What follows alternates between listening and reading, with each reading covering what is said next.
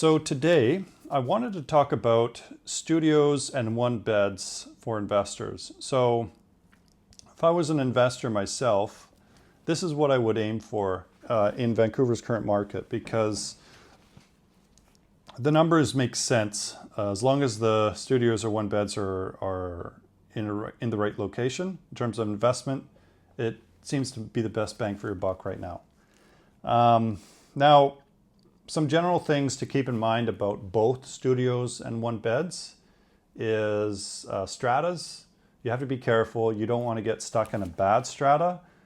One way that investors will combat this is diversifying stratas. So instead of just buying a whole bunch of lots in one strata building, you buy it in different stratas. That way you minimize risk, and then you still make sure that you get good deals on the other ones. You get everything at market value and maybe a little bit better, hopefully. That way you reduce the risk and you keep the benefit the same. Another thing is cash flow. So it's easy to be in the red cash flow with the current market prices. Other than the mortgage payment, you have to be aware of the strata maintenance fees, which can be quite high, property tax, which can be just as high, and general wear and tear and unexpected vacancy, and insurance. So all those things, it can be, unless you have a gargantuan down payment, it can make it very unfeasible to invest in this stuff. Another thing is location. So you have to be in a rentable location. So if it's not downtown Vancouver, you got to make sure it's by the SkyTrain. Another thing is title.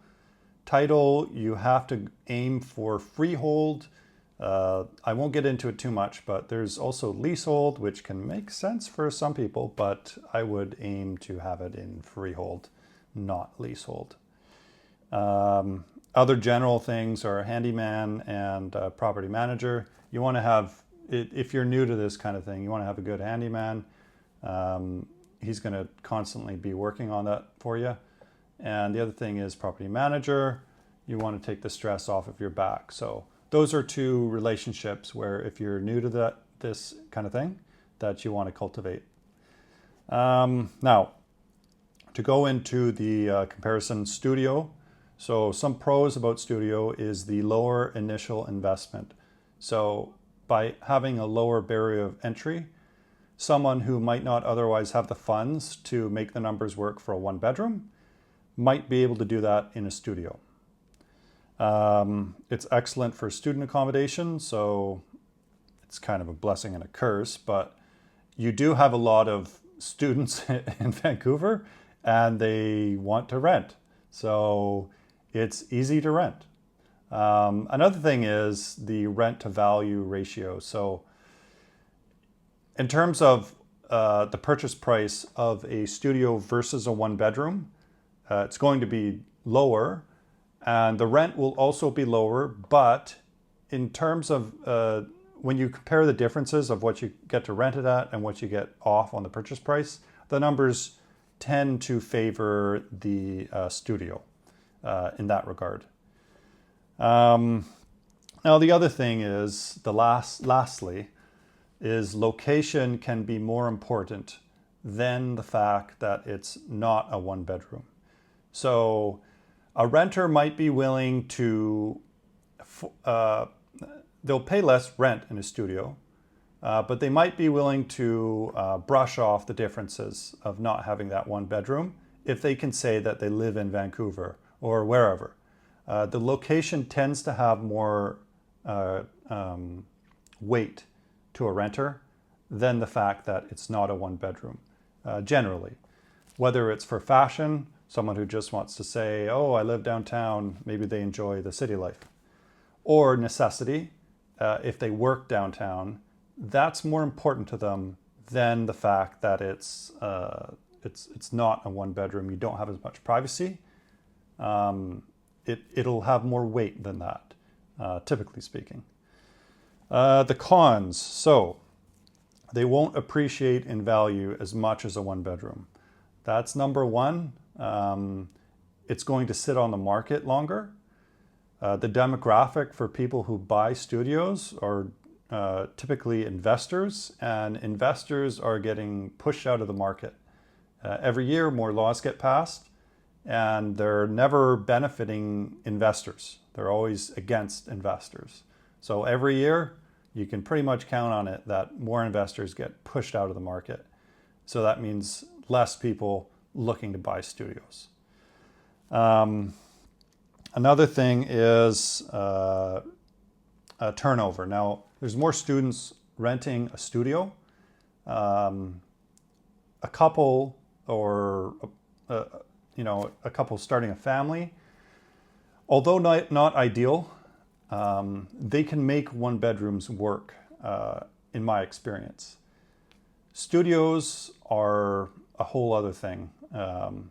They can't make that work. So you exclude that demographic from the people that can rent. The consequences of that are that you tend to get more turnover, and they'll stay renting with you for a lower amount of time, and they don't take care of the property as much. You always have to be careful about who you rent to, and you do your background checks, but the late night partiers are more likely to be students compared to, not to be a Debbie Downer, but typically you'll have a bit more luck with the couples or small family renting the one bedroom. That's about it for the cons for the studios. For the one beds, the main pro is the appreciation. So it's the biggest number. So you buy real estate and you should aim to keep it for at least 8 to 10 years to avoid the ebbs and flows of the market. If your goal is to keep it for 8 to 10 years, you'll probably be fine. And the appreciation number in that regard for one beds is superior to the studio. And it's, out of all the profits, that's the best profit, the appreciation. The demographic for the people who will buy it is a little bit more diverse, like I said. It's a bit more mixed than just investors. So it won't sit on the market as long. It should be easier to sell than a studio. And then the longer vacancy, like I said, because of the demographic who will rent it, they'll stay for a little bit longer. They should tend to be easier to manage for one beds. The cons are the higher barrier of entry. So it's more difficult to get the to invest a large enough down payment to make the one bedroom feasible. The other thing is maintenance cost. There's an extra room. There's more square footage. Technically, that's a bit more stuff to take care of. So the maintenance cost will be a little bit more in a one bedroom. So that's about it. That's all I have for the for one beds and studios. My opinion on it is, if I had the choice between a one bed and a studio, I would choose the one bed just because the biggest number for profit wise is that appreciation. So I'd get the one bed. But if I didn't have the enough funds for the correct down payment, and if I was in the red on a one bed versus being in the green on a studio, I would choose the studio.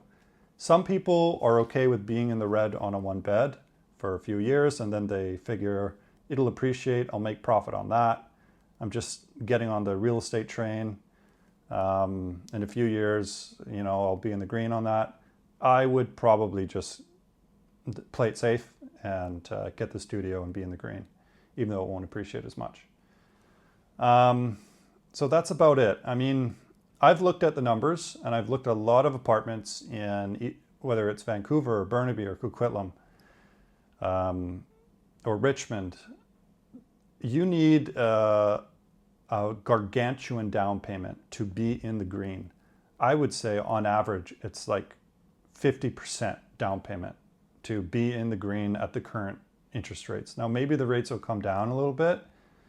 It's not going to make that much of a difference, especially when you consider, I'm comparing that with fixed rates that aren't really going to change in the next year, probably, as much as people think it will. So I would say on average, it's got to be like 50%. For some of the places downtown Vancouver, you're getting it on a deal, you're getting a discount on it, and it still doesn't make sense unless it's like 60 to 70% down payment. You can stay in the red for a few years or however long you think it'll be in the red, but there's more risk to that. And for myself, I wouldn't prefer that. I would just try to find a studio on a deal. If not, I'll put my money elsewhere or just wait for the rates to come down or the market to change. So that's about all I have, guys. Thanks for watching, and I'll see you again next time.